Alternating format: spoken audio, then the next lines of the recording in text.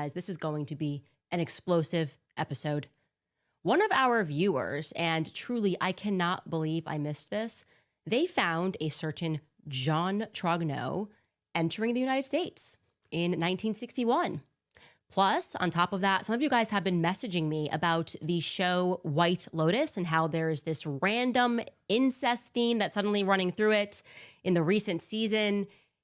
And somehow that term, White Lotus, has come up in my research. I'm telling you guys, this is all getting really crazy, so welcome back to Candace. To be honest, crazy doesn't really cut it. It's cosmically insane, everything that's going on in the world. So I'm going to first explain this expression that we use in America because I know we have so many international viewers. There's an expression in America, a hit dog will holler. Okay, a hit dog will holler. So what that means is sometimes when you're not meaning to offend anybody, you might say something and people get offended, like they get triggered almost. It elicits a response that you're not expecting. And you go, oh, well, the reason why you reacted to that, you're a hit dog hollering. You reacted to that because there's something that you know. It's not because of what I said. It's because of who you are. Okay. I'll give you an example of that. So I think it was back in 2022. Very strange. I tweeted about genocide. I said something that was perfectly normal. I tweeted, genocide is always wrong, right? The exact tweet is, no government anywhere has a right to commit a genocide ever. There is no justification for a genocide. I can't believe this even needs to be said or is even considered the least bit controversial to state. I was reacting to something that a congressman had said, saying that there was no such thing as an innocent Palestinian life. And then all of a sudden, for a person who used to be a friend of mine, Dave Rubin, jumps in and gets really defensive about whether or not Palestinians are being genocided. This was like way early. This is, as you saw, actually 2023. He tweets, what did he tweet? I think we have it. He had a whole chart ready. Well, as I'm sure you know, Candace, the Palestinian population has gone over 5 times in the last few decades. But thank you for taking a strong stand against Hamas's stated genocide of the Jews, which is in their charter. Wasn't speaking about Jews, was actually hitting a congressman, Brian Mast, that said something really wrong. And suddenly he's going, oh, look at this. Palestinian, they're so alive. It's 5 times the population. And the Jews are going to be exterminated. I'm like, wow, that's a random hit dog that's hollering. And now we fast forward, that was 2023. Now we fast forward to 2025. And yeah, well, the headlines looking a little different. And it looks like maybe they knew where this was headed, right? This is The Guardian telling us, literally, I think this was published yesterday, revealed Israeli military's own data indicates civilian death rate of 83% in the Gazan war.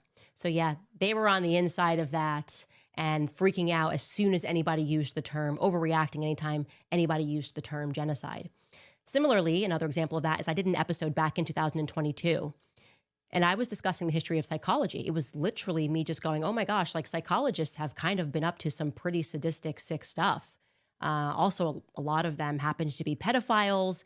And lo and behold, in the media, there was this response to rush to defend Sigmund Freud, to pretend that I was crazy for even looking at this. And I was just literally going to do one episode on the history of psychology. But the reaction, the hit dog hollering, made me go, okay, there might be something more here, like a trend. So I started to read books and I started to learn more about the history of Sigmund Freud and psychology. And it was much darker than I could have ever imagined. And now we have this book club where we're learning that Sigmund Freud was actually covering up for child abuse. Well, chaos was also one of the reasons I fell down the rabbit hole pretty hard. That's a book that was written by Tom O'Neill, Charles Manson, the CIA, and the Secret History of the 60s. The 60s in America. We learn in that book, my takeaway from that book is that the world is a stage, right? It was about the Manson murders. Everything that the public thought they knew about the Manson murders turns out was pretty false. It also, of course, the Manson murders involved Roman Polanski, right? The official story, Roman Polanski, Sharon Tate, she's pregnant. She gets viciously murdered. It's a tragedy for him. Then you read the book and you're like, wow, they were up to weird sex stuff. Nothing is what it seems. He hired a photographer to watch him, or took a photographer with him to watch him grieving in the household. Very strange things. Like I said, my takeaway, the world is a literal stage. and that there are, in fact, military-grade actors who use the press as their supporting cast to convince us, the unwitting audience, that certain events have taken place in the world when they maybe actually did not take place, or maybe did not take place in the way that we thought they did. The book made me realize the power of psychology, the power of propaganda. These two terms are actually relatives. And also Sigmund Freud, who created modern psychology, was a literal relative to Edward Bernays, that was his nephew, who was the father of propaganda. So it's all related. Edward Bernays, by the way, was the father of military-grade propaganda. He got involved, World War II, convincing Americans that it's like totally cool to want to genocide Germans. Totally cool. The Germans are so evil. We can do this with movies. We're going to create this image, and we're going to war. Well, recently, you guys, there was another hit dog, as you've been following this series, that made quite the screeching holler. And I would say it was in the form of Emmanuel Macron's extraordinary lawsuit against me. Never before has anybody filed this lawsuit. He's panicked. We don't know why he's panicked, but he randomly includes in this lawsuit, amongst the allegations and charges against me that have completely thrown him over the edge, the things I have done that have thrown the presidential couple over the edge. He mentions the fact that I bring up MK Ultra throughout the series. Actually, it wasn't throughout the series. In fact, he mentions this MK Ultra program 18 times in this lawsuit. Okay? The lawsuit filed against me, MK Ultra, is discussed 18 times. I'm sorry, but is that not weird? Like, what about MK Ultra got him so triggered that they're furiously writing about this? And I'm going to show you here in the lawsuit at the bottom of page 59, paragraphs 132 to 133. We're not going to go over all 18 examples. You can read this lawsuit and you could type in MK Ultra yourself and see that everything that we're telling you is true. But they wrote to encourage, actually at the top, 132, toward the end of episode 2, Owens turned her gaze towards President Macron to begin seeding her eventual claim that he is the product of MK Ultra or a similar government control program. You can see that's not in quotations. I never said that. MK Ultra was a secret CIA program that conducted human experiments to develop mind control techniques using drugs, psychological manipulation, and torture. That's true. They then write to encourage suspicion. Owens characterized President Macron's childhood as a black hole with very little information available. She suggested that his upbringing may be linked to a clandestine government plot because his father was a psychiatrist and his mother was a pediatrician. Owens referenced the book Chaos about the CIA's MK Ultra program and told viewers that its contents were relevant as we go along with this series, learning about some government programs which involved a lot of psychiatrists. It all just kind of fits in. Yeah, why are you so triggered about me? And what I actually did was I spoke about the fact that throughout Emmanuel Macron's childhood, he was isolated, okay? The classmates spoke out and said he was a loner. He was always by himself. He spoke out and said that he was very, very, very much was a bookworm, got lost in books with his grandmother. And then I spoke about how one of the aims of the MK Ultra program was to isolate individuals to see how they would react after being isolated. I mean, it was a sadistic time. The 60s just was a sadistic time. I made it clear that we have no idea whether or not the program went global. We know that the majority of the files were erased, effectively destroyed by the government because they didn't want people knowing what they were looking into. It was all about mind control. Why is Macron upset? Why are Brigitte and Emmanuel upset that I mentioned that on episode 2 of this series? The series is about your wife having been born a male. You're hyper-focusing on MK Ultra program to the tune of 18 times it's being honorably mentioned in this lawsuit of everything that I'm alleging. Why is it that triggered the couple, seriously? Well, you will recall a couple of days ago, someone saw a photo that they thought looked like it could be Jean-Michel Trogneux, right? Showing you the side-by-side here. They said, I'm watching a documentary, looking at this side profile, and look, it looks like it could be him. Now, I'm looking at this, and I'll tell you what I see in my eyes. You can pull that back up, Skylar, on the right. You see looks like someone like a student, right? And that they're writing. And yeah, the hairline can look similar. But honestly, we didn't know. We didn't know. But given the extraordinary and unprecedented lawsuit that is being filed by this couple against me, we are going to chase down any and every available lead, right? We want to now get to the actual truth. We're now not done with this series. This series has to become my life because he's threatening my entire life, right? They want to sue me out of existence. For what? For reporting on a book? That doesn't make any sense. Like I said, we weren't positive. We're just chasing leads. And again, Brigitte, as we know, rather mysteriously stated in 2018 interview that she spent a lot of time throughout her childhood in the United States, that she had fond memories of the United States, that she celebrated the moon landing with Americans. So that means, to be clear, her name is Brigitte Marie Trogneux. We should be able to find Brigitte Marie Trogneux having entered in the United States in the 60s multiple times. But we couldn't find Brigitte Marie. We also couldn't find Jean-Michel Trogneux anywhere in the United States manifest, the ship manifest that we're accustomed to looking through. And I want you guys to know this. The Trogneux last name is incredibly uncommon.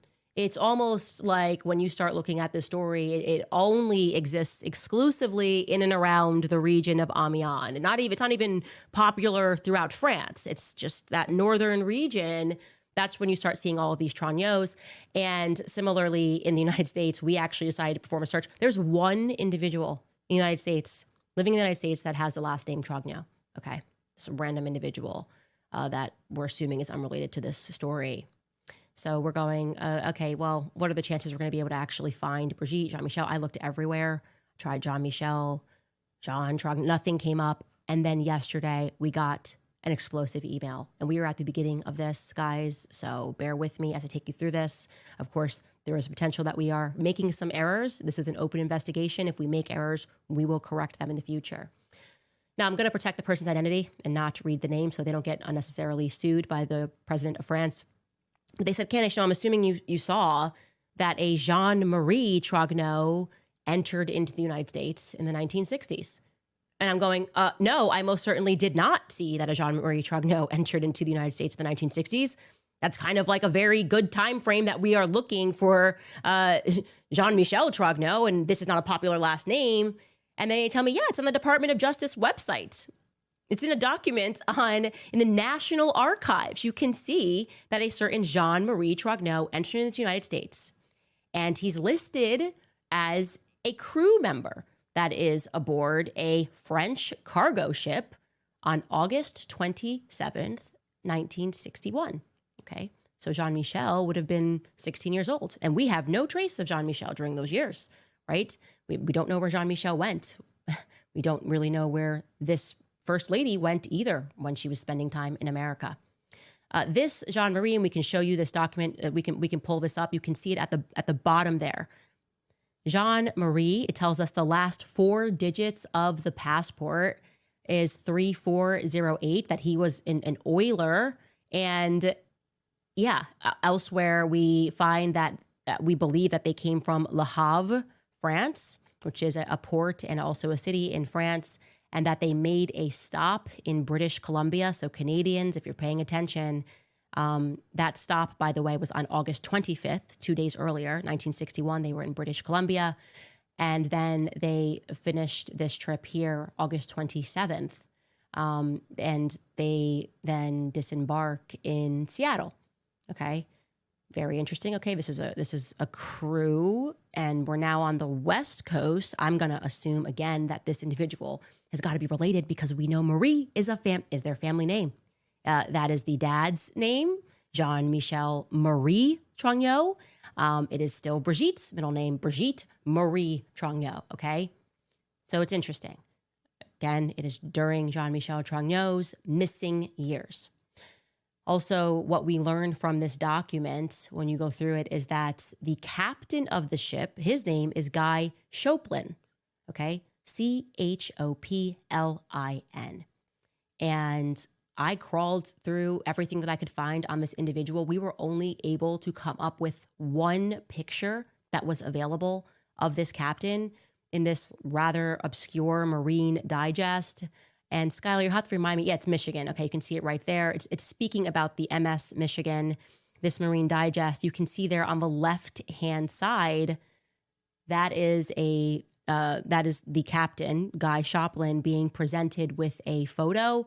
I'm going to read you that caption. It's in small print, so bear with me. Captain Guy Shoplin, master of French Line's new MS Michigan, receives a framed photo of Seattle's harbor from a delegation of the Seattle Junior Chamber of Commerce.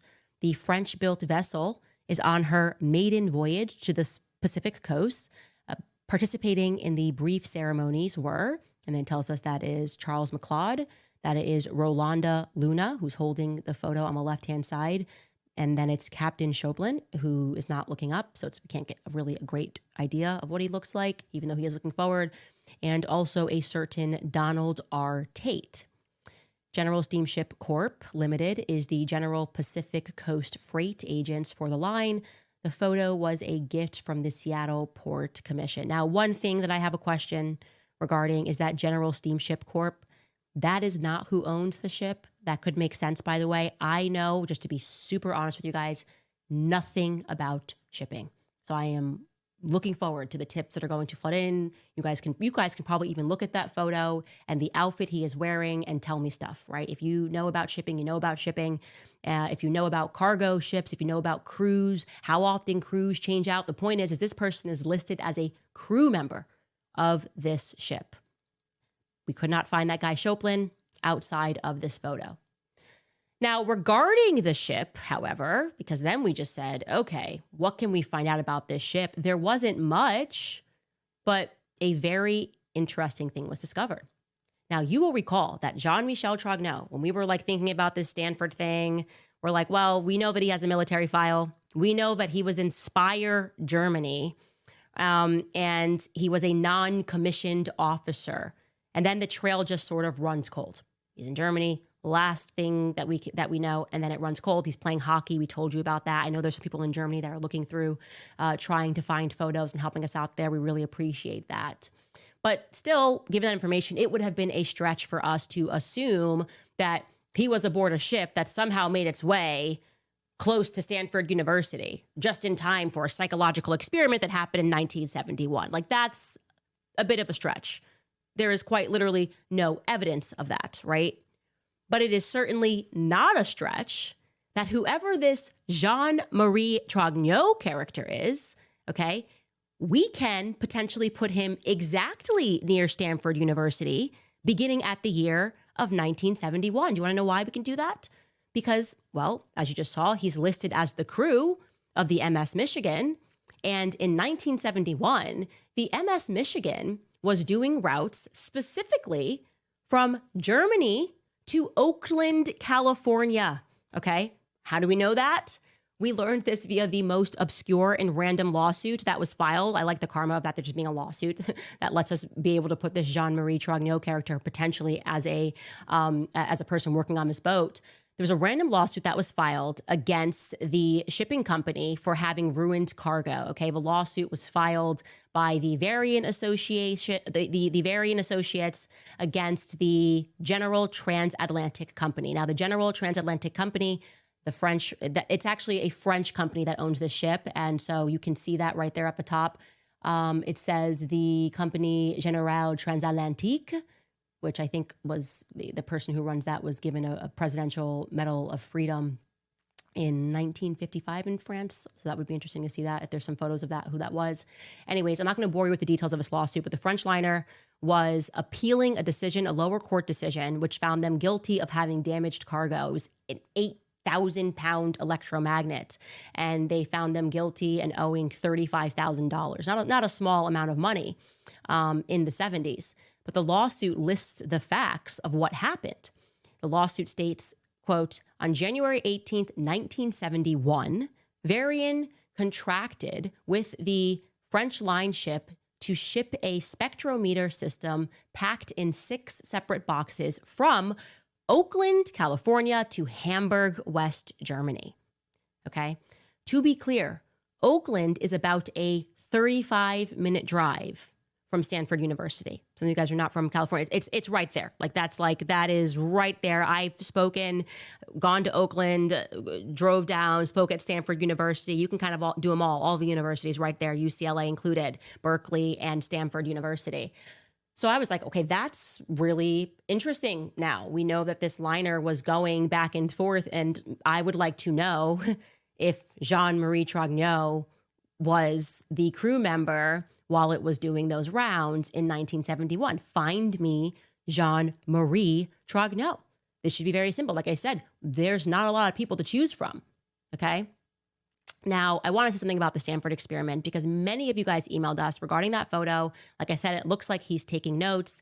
And you guys were going, first and foremost, I should let you know, all of our worlds are converging, going back to that book, Chaos, which for whatever reason we're not allowed to discuss without upsetting the president of France.